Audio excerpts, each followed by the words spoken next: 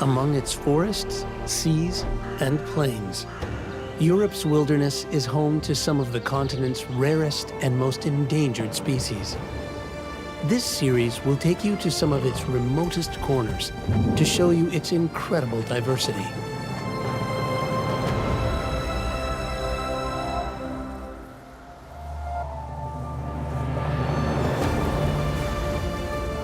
A majestic raptor and master of the skies, the bearded vulture is one of Europe's rarest birds and was, until recently, considered virtually extinct. In the Alps, though, they are gradually reclaiming their habitat in the Pyrenees. They are clinging on. Will they be able to defend their territory in the future?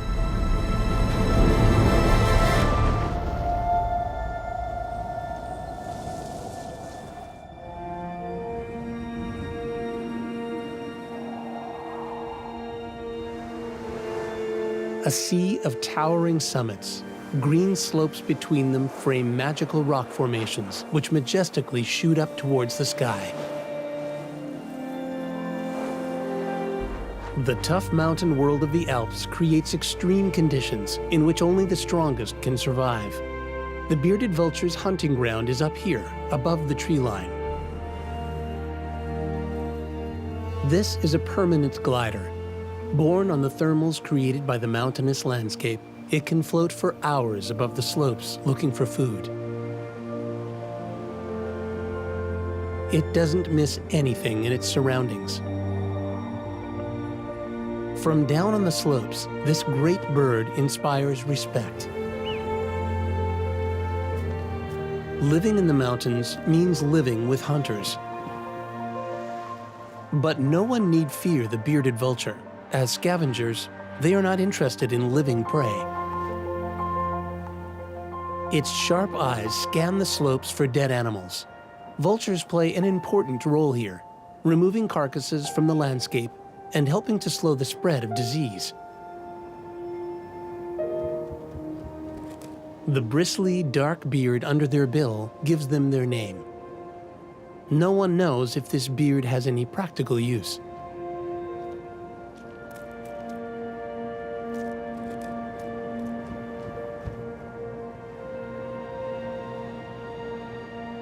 The bearded vulture is the biggest bird in the Alps.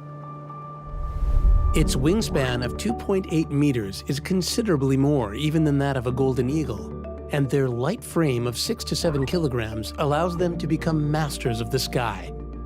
Their sense of sight is near perfect, allowing them to see bones and carcasses from the sky. Even from a distance of 600 meters, they can pick out a dead rabbit with ease.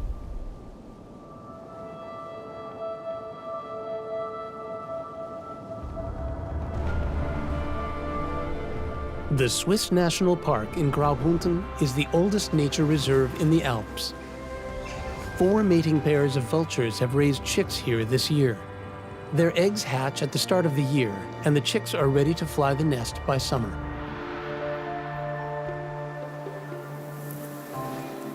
The valleys are still peacefully asleep.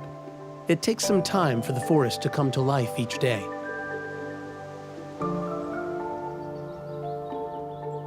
Graubünden's National Park is a habitat for many animals. 20 bearded vultures have been rewilded here in the last 30 years. Since then, a large number have also been born in the wild. Scientists keep a close watch on these animals. Ornithologist David Jenny is responsible for monitoring the breeding pairs. Along with park ranger Dominic Godley, he's on a tricky mission. We are standing under their nesting spot today, looking for feathers.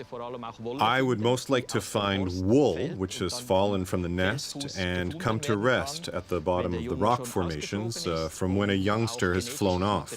With it, we can get genetic material, which helps us to build a picture of the genealogy of the bearded vultures which have returned to this area.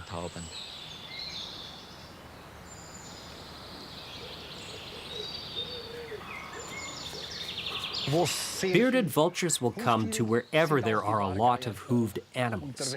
That's obvious.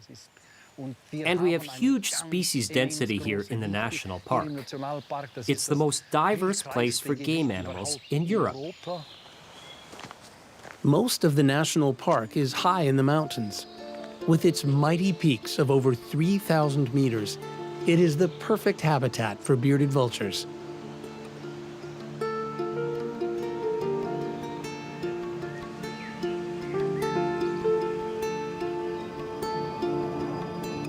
They don't fly far from their nests. Once the young vulture has flown off for the first time, they barely ever return to their nests, instead finding new places to sleep nearby. But before that, they must be taught to fly by their parents.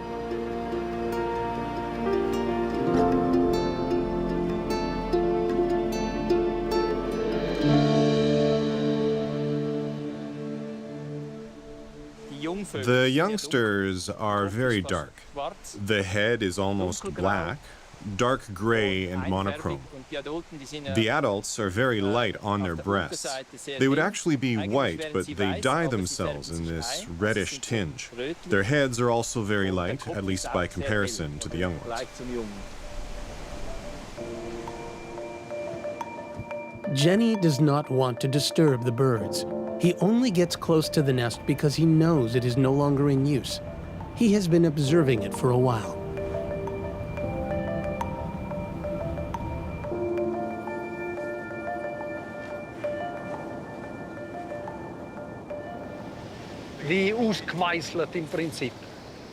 This pair showed up here for the first time 4 years ago, and last year, for the first time, it worked out for them. They raised their first chick here, and again this year. A second time, but in a new nest. They changed spots. The juvenile has already fled the nest, even though it still relies on its parents to find food. They stay around the nest for a reasonably long time, in their parents' hunting areas. We call this phase the begging flight, when they still beg for food from the older animals. There are strict rules in the national park.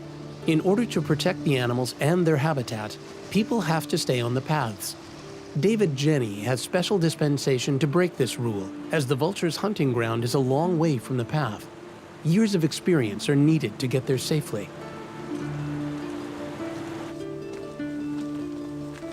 Up here, there are even a few pleasant surprises for Dominic Godley.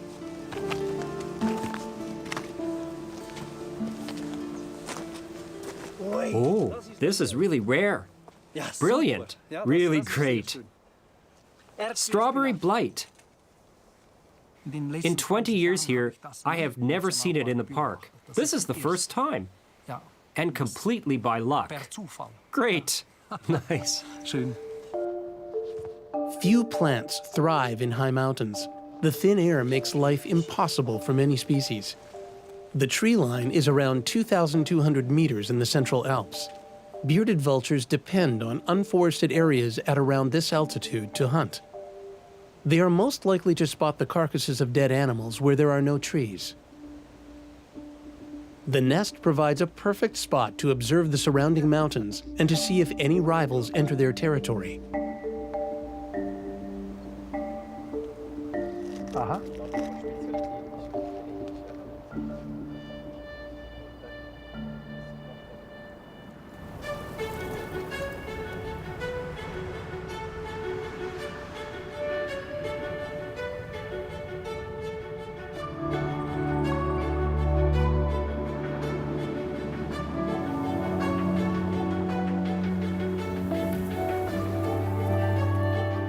Slightly further east lies central Switzerland. In a nature reserve near Melchseefrutt, the bearded vultures have bred chicks this year. Luzerna and Fortunat are a little over 3 months old. They have not yet learned to fly. It would normally take another month for them to pick it up.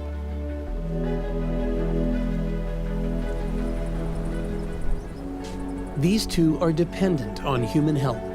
Francesca Lorgia spends her summers living with the animals, keeping an eye on their development and making sure nothing happens to them. We have brought these youngsters up to this niche. They were 94 and 95 days old at that point and have been here for more than 3 weeks now. At the moment, they still just walk up and down along it.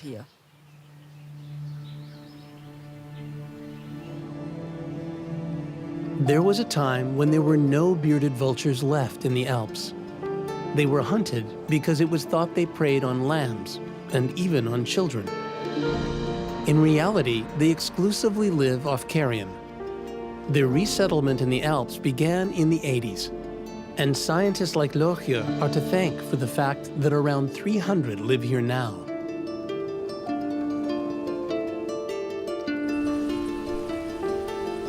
She observes every aspect of their lives, keeping track of whether they are eating enough, how much exercise they are getting, and if they are developing fast enough.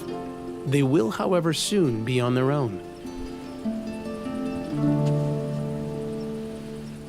Once they're around 2 to 3 months old, they really get going on this flying practice, as we call it. All it means is flapping their wings while sitting down.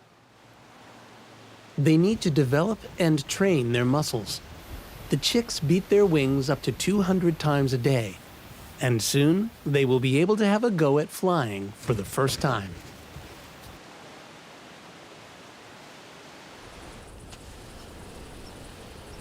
A webcam by the nest allows Lorgia to follow every exciting development.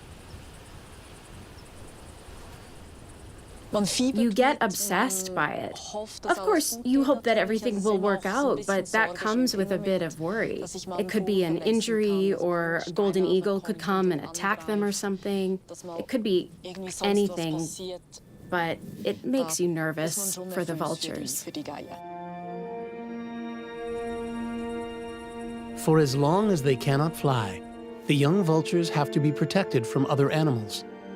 They don't, however, have any natural predators. Their place is at the top of the food chain. The survival of the population in the Alps will give clues as to the health of the ecosystem there. The bearded vulture repopulation effort is dependent on a breeding program which was begun by a group of environmental campaigners and other scientists in the 70s.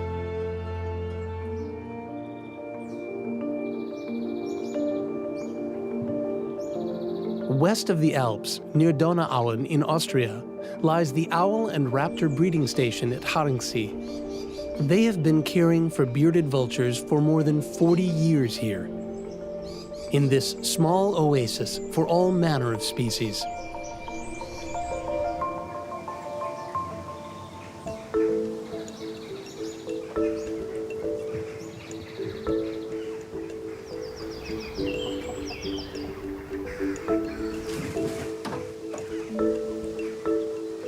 Bearded vultures live in mating pairs here, something which is not easy to artificially force, as vultures choose their partners carefully. Pairs only stay together if they really get along.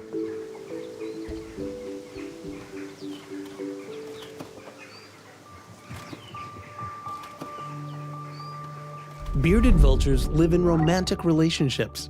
They often mate for life, and that can be a long time. Bearded vultures can reach the age of 50. The females lay 2 eggs, one as a backup. Each pair will raise a chick every 1 to 2 years.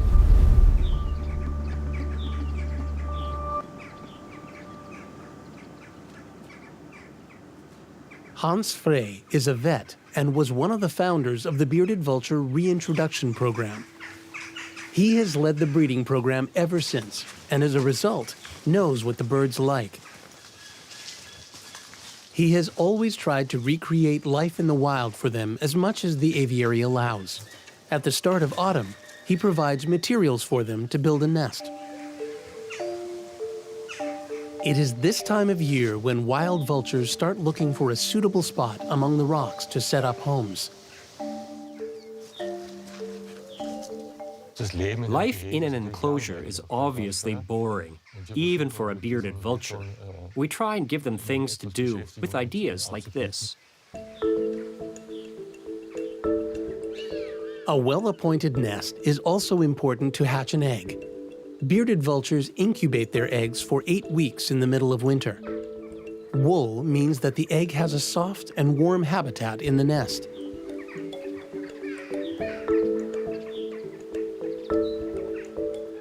In the wild, bearded vultures find wool on ibex and sheep carcasses. This is how they furnish their home, in a kind of team-building exercise.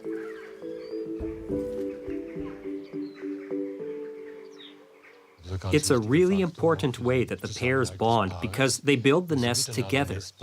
Giving them small amounts of material here stimulates the same instincts, so they really get in the mood to mate at the right time. And that's what we want. They obviously need to reproduce here. Each mating pair is extremely important in the breeding program. They each represent a rare genetic line. They will hatch one of their eggs themselves, while Frey will give the other to another pair in a kind of adoption. This means that both chicks will be raised in the program.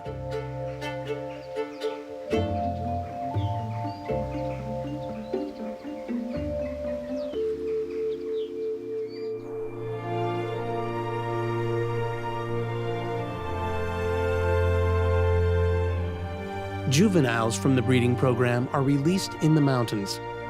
In the wild, they need to then learn quickly how to survive alone.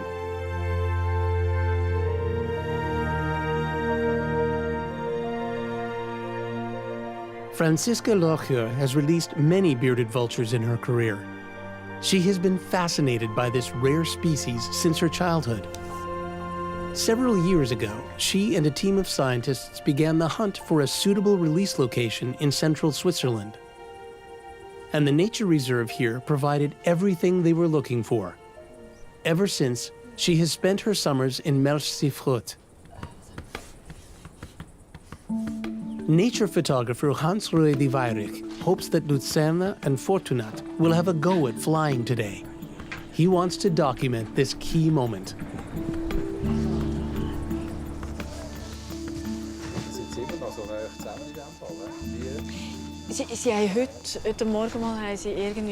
Both birds raised their wings this morning, and one of them danced around the other in the air.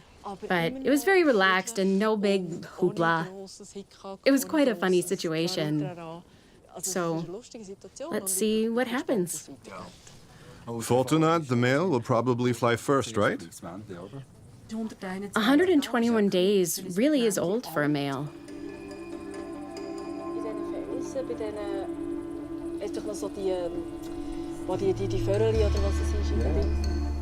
Will they summon up the courage today?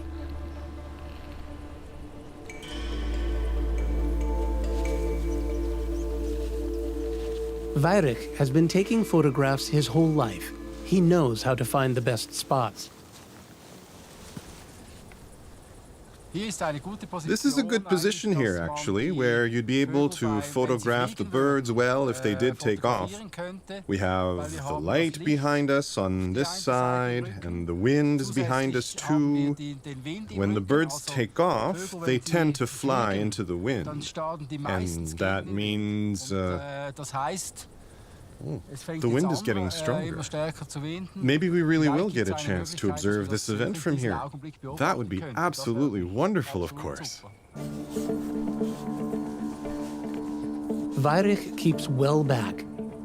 The young birds must not be startled during their first flight.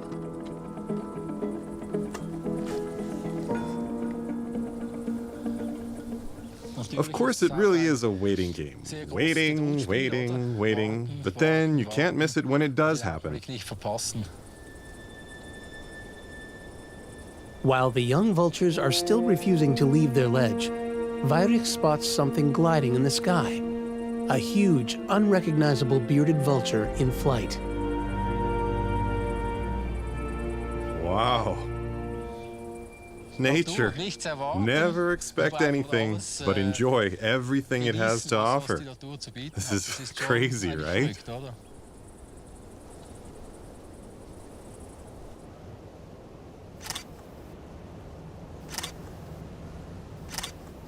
People love the photos.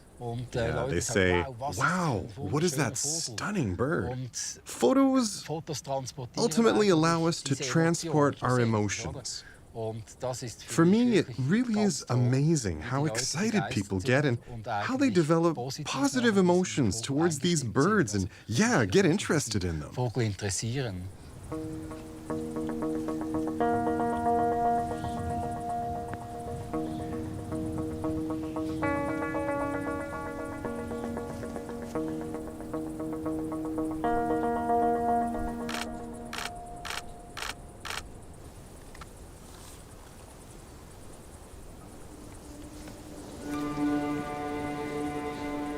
A developing storm ends Vajrek's attempt.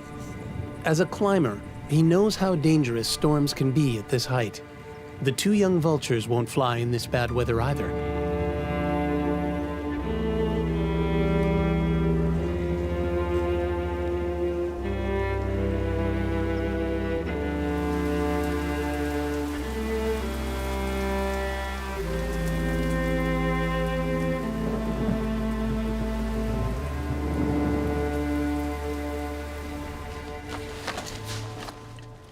Vajrek is keen to examine his photos more closely, but he will only be able to check them in detail on his computer. Does he know the vulture which surprised him? Was everything properly in focus?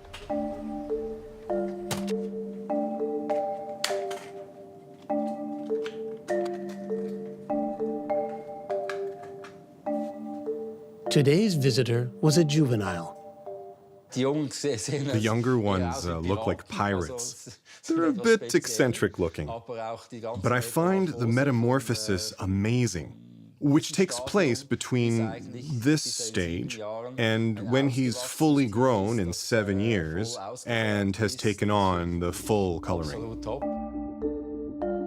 Vajrek wants to help humans see the problems facing the bearded vulture and to stop them seeing them as a danger. That's what is really important here. They used to call these birds lamb vultures, and they had a very bad reputation. So it's vital they get the good reputation now, which they also deserve.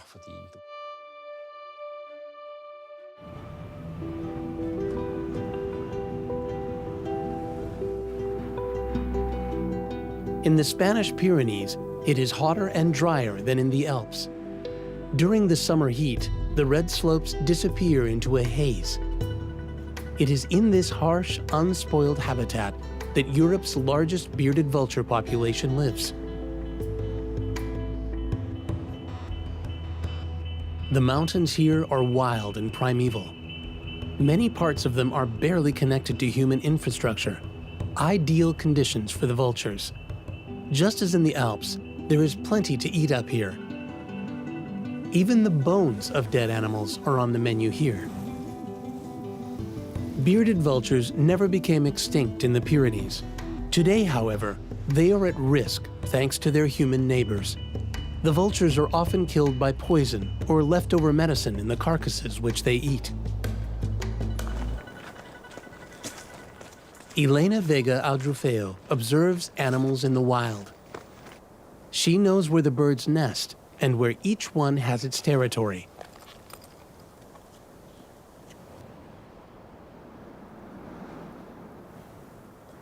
The vulture and his mate from this area are there.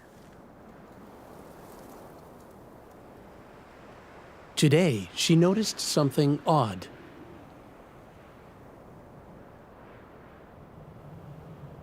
He is protecting his territory from another vulture at the moment. I can see that in the feathers. This is interesting. It could mean that a new territory is being set up just before the nesting season. Vega Aldrufeo wants to find out exactly when the bearded vultures mate and when the chicks leave the nest. They need especially large amounts of food at this time. The chick can defend itself, and both parents go looking for food. The bigger the chick gets, the more work the parents are left with.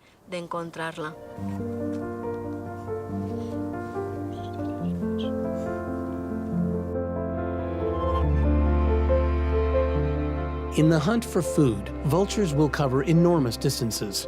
Thanks to their large wingspan, they can do this with minimal energy, gliding for hours at a time. If they find larger pieces of meat or bones, they allow these to fall into deep ravines. The bones then break up into small bite-sized chunks, which the vultures then gather up. They are the only animals to do this.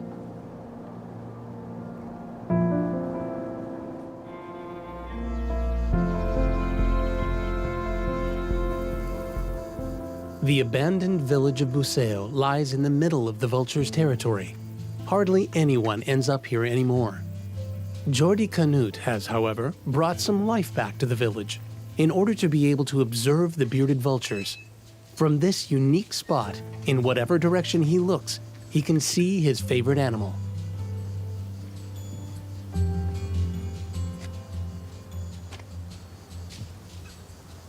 A majestic animal, stunningly beautiful, wonderful. One of the most beautiful animals there is.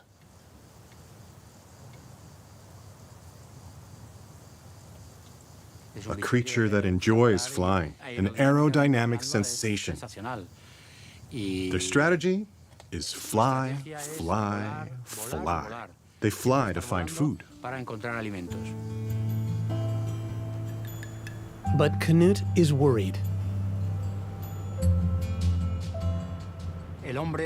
Humans laid down poison here, and that was one of the biggest problems here in the Pyrenees.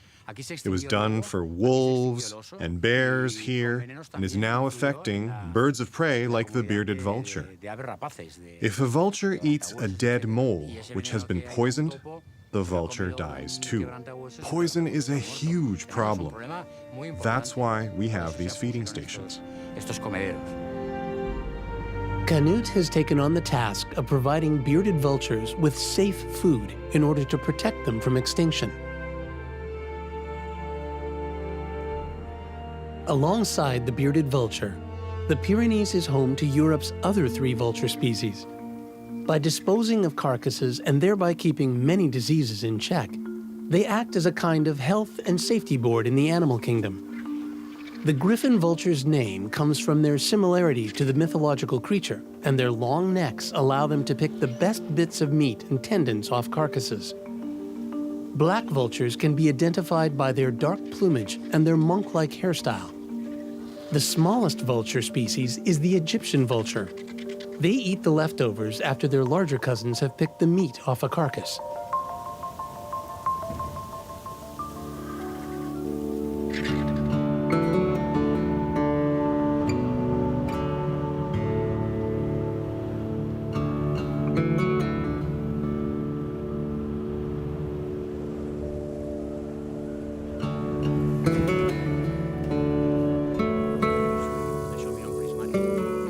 Elena Vega Aldrafeo works closely with Jordi Canut and gives him important information about bearded vultures' nests and incubation time.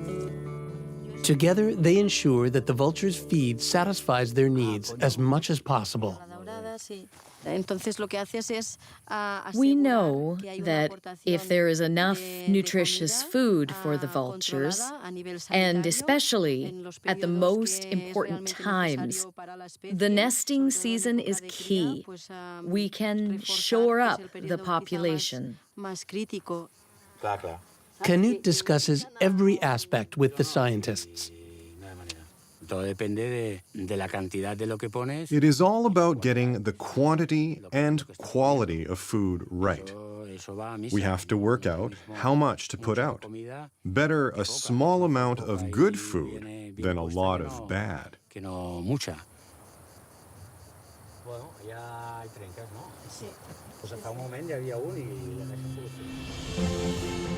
The bearded vultures know the feeding spot in Buceo. From Catalonia to the Atlantic coast, there are now almost 50 feeding stations in the Spanish Pyrenees. 10 of them, like Jordi Canut's, are designed for bearded vultures. But today, there is nothing for them here. This evening, they will have to go out hunting by themselves.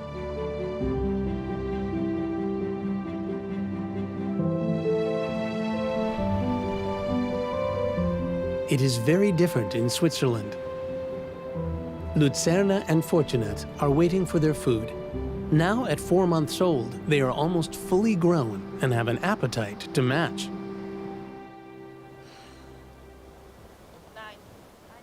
Francesca Loche looks after finding food for them, the job their parents would do in the wild. Before dawn has broken, she's already up, even before the vultures have awakened.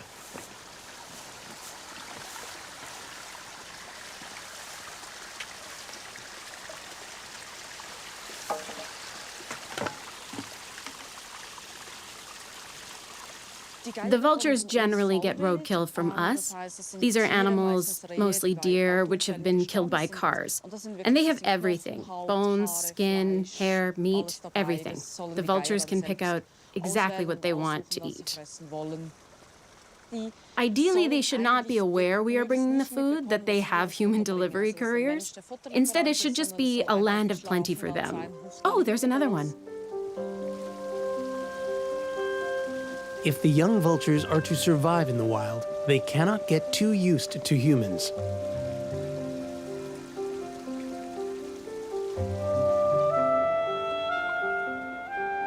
The food today should help these two prepare for their first flight.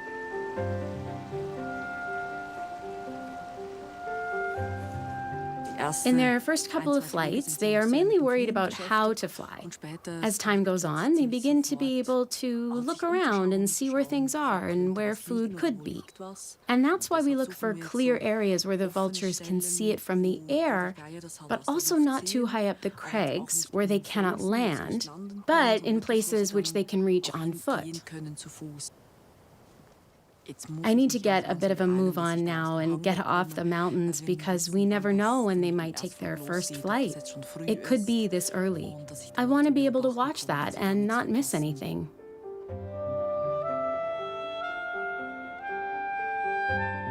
Shortly after birth, bearded vultures mainly eat the meat from carcasses, but as they get older, bones form an ever more important part of their diet.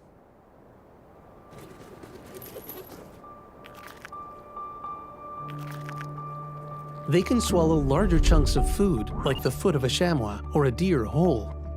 Their stomachs are highly acidic. Their pH value of 0.7 is one of the highest in the animal kingdom. Bones are nutritious but extremely dry, meaning the vultures have to drink a lot too.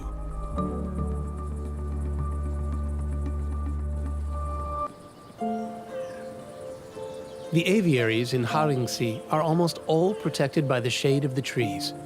The mating pairs live here while they prepare their young for freedom. Their health is the highest priority, and therefore a nutritious diet is essential.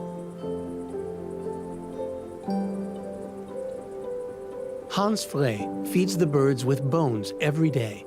They contain a high mineral content, and the bone marrow is a good source of fat.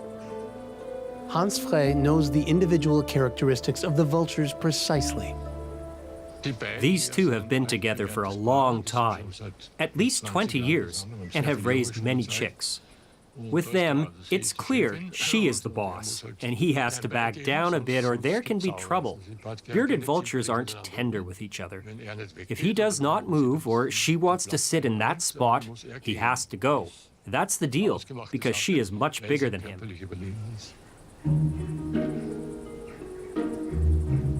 Bearded vulture females are dominant. They weigh 1 kilo more than their male partners. You can see what mood a bearded vulture is in from its eyes. If they are happy or excited, a luminous red ring appears around their eyes, the sclerotic ring.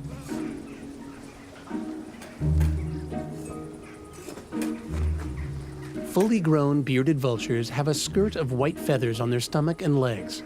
However, in the wild, a characteristic unique to them is that they dye themselves red. The females are always more red than the males. It seems to be an existential requirement. There has been a lot of speculation about the reasons behind it. The current theory is that it is a kind of status symbol. This means that when a bearded vulture feels good, feels powerful, it takes on more color. For a long time, we did not know how bearded vultures dyed their feathers so red. They kept it a closely guarded secret. It was only in captivity that the secret was revealed. Bearded vultures love bathing in puddles.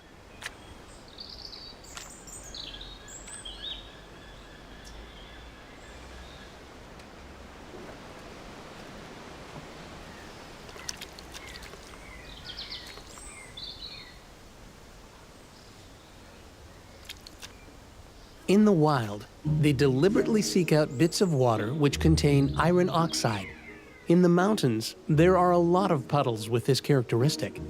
The iron oxide attaches easily to their feathers, and the color holds up for a few weeks before they need another bath. They take their time with this ritual. It can take over an hour, during which the partners swap around quite a lot.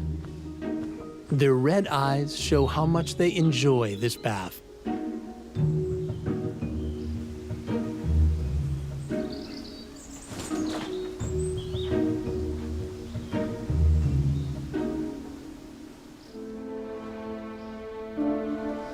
In Switzerland, 17% of the country is now considered true wilderness. It is especially high up in the mountains where the country has rewilded. This national park is, however, the largest wilderness of them all. Its craggy dolomite cliffs form natural niches and ledges, which the bearded vultures convert into their homes.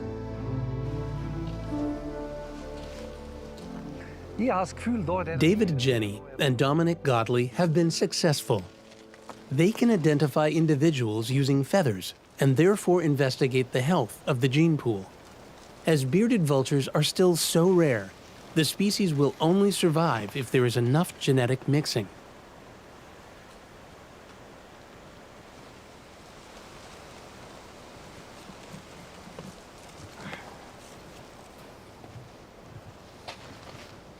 Tiny, tiny feathers, but it's enough to run a genetic analysis. We don't only need the big feathers. Here's another one. On the shaft of the feather is where the material is. The cells are skin cells, too. And so here's where you find the DNA. Genetic information on wild bearded vultures is critical for the breeding program. By selecting newly released animals, sufficient genetic diversity can be maintained.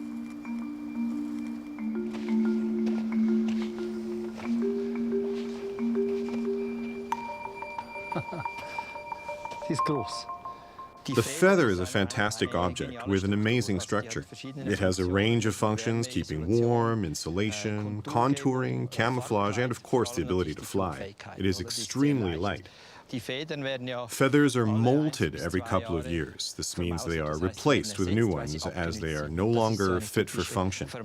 And this is a very typical shed feather because it has gone quite pale and is not in the best shape anymore. So it will have been shed and quickly replaced with a new feather.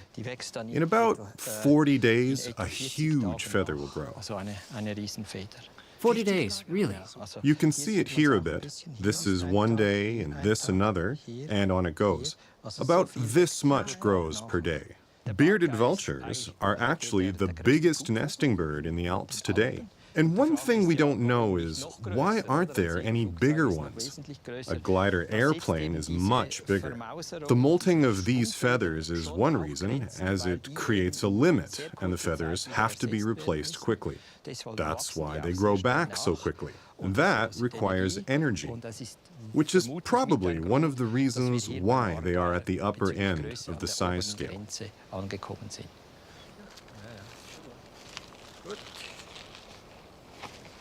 Nice. Fascinating.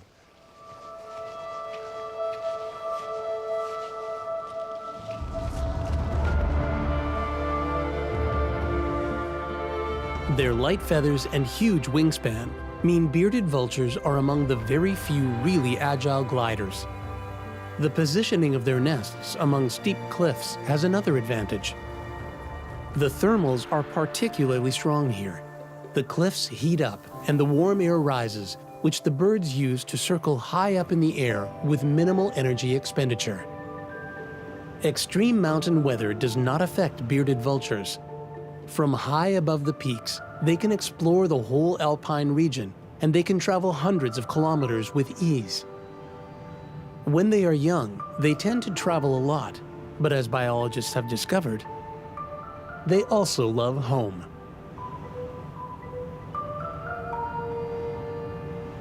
Studies show that most bearded vultures return to their place of birth or childhood after a few years away.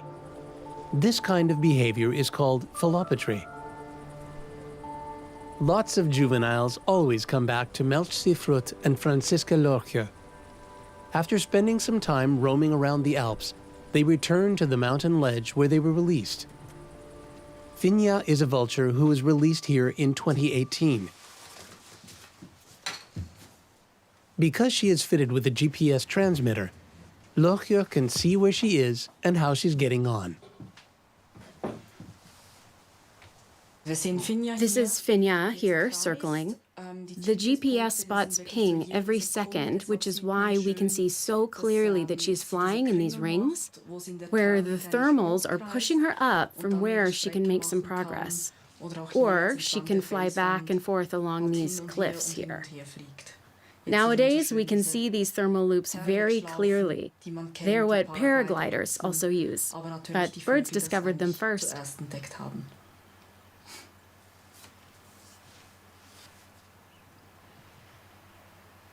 Coming back, this philopatry is a part of bearded vultures, so we absolutely expect a lot of vultures to come back here where they were released.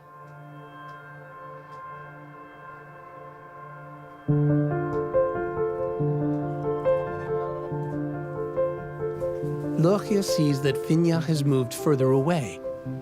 On her laptop, she can see GPS data from all the birds released in Switzerland.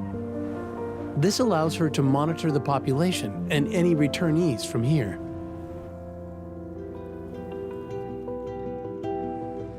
In Buseu, in the Pyrenees, the midday heat is beating down on the mountains. There are griffon vultures alongside their bearded cousins circling in the sky, and they are hungry.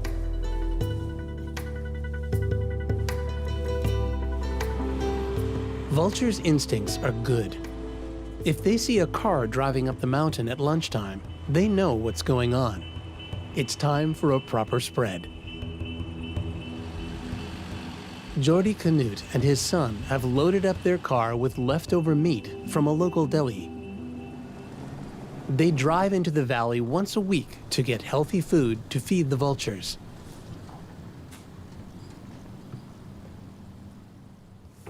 Jordi Canute has fed these birds for many years. In the Pyrenees, the black vulture is as endangered as the bearded vulture. But thanks to feeding stations like the one in Buseu, their population has recovered. Everything you see here is a vulture, griffon vultures. They're an attraction here. Seeing griffon vultures and bearded vultures, it's a real privilege.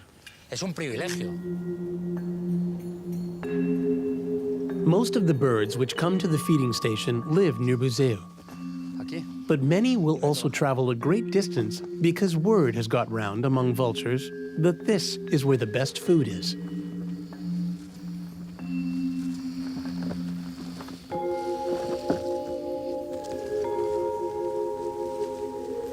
Griffon vultures always eat first. They can survive for long periods without food because it can be difficult to find carcasses in the wild. When they do find food, though, they eat as much meat as they can. They will eat for 5 to 10 minutes, and then when they are done, the black, bearded, and Egyptian vultures come in, and after them, other scavengers. It is, of course, in our interests that these endangered species also come to feed.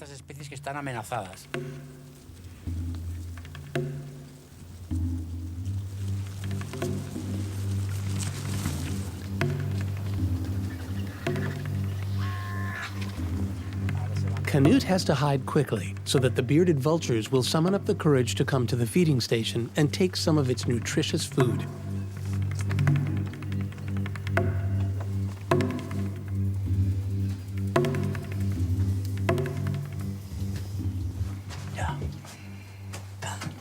At At the moment, the griffon vultures are here, but the bearded ones will be here soon.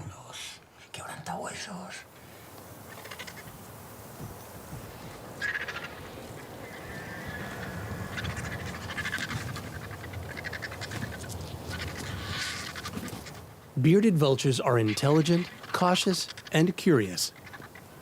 They only start to feed if no more humans are in sight. They take their time eating. They are luckily the only species interested in the bones, but there are still fights for the best bits.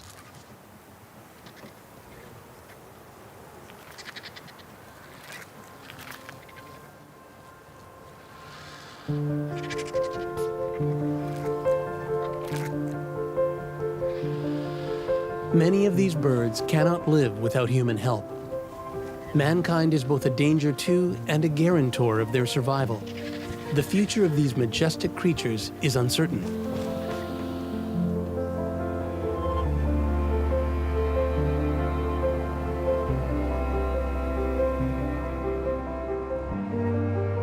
In Mount Sifrut, bearded vultures have ideal conditions for a long life.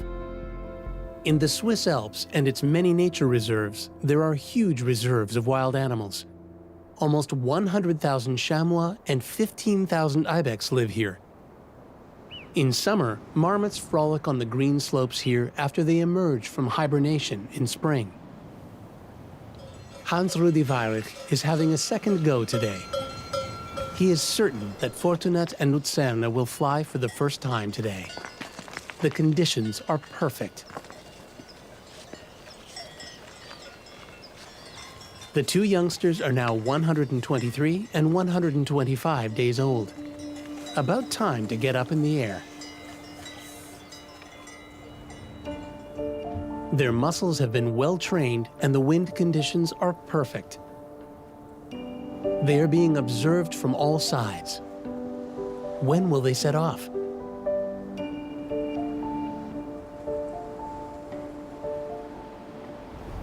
As a bird, you have a certain instinct that you know you can fly. But I think to trust yourself that first time, I feel like they need a certain amount of courage, but it must also be very special. And then, finally, Fortunat is up. And Luzerne quickly follows.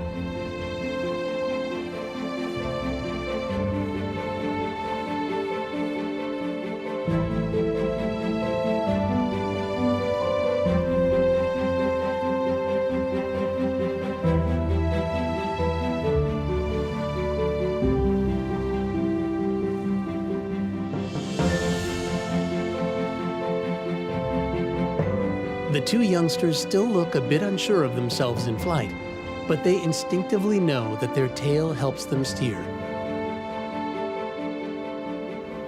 For Fortunat and Luzerne, serious life begins here.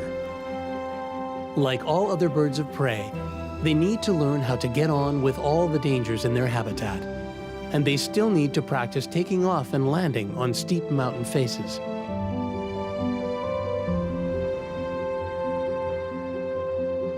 But they clearly enjoy flying. Bearded vultures can reach speeds of over 100 kilometers an hour.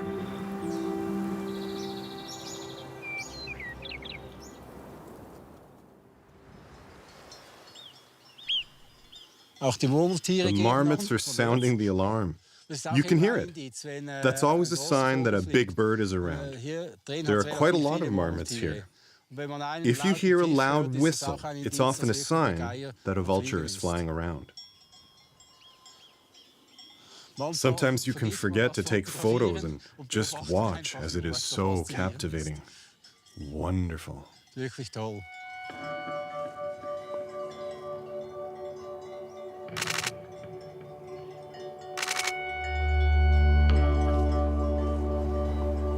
The two soon disappear beyond the mountaintops. Where's the wind taking them?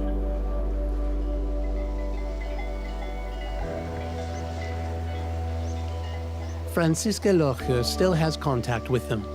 As long as they stay nearby, she receives a radio signal.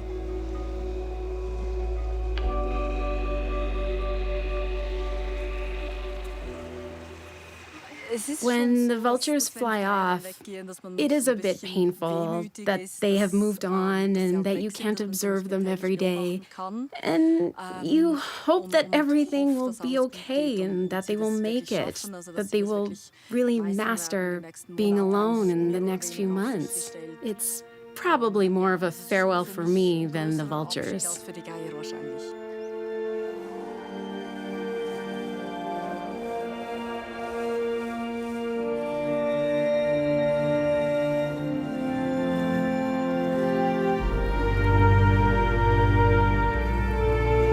It isn't clear where these two will fly off to. They will first explore their surroundings and then the rest of the Alps.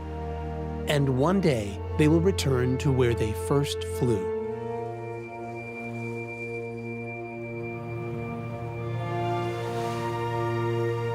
With human help, bearded vultures are slowly but surely taking back the Alps. But the biggest bird in the continent's mountains is still a rare guest in Europe's wilderness.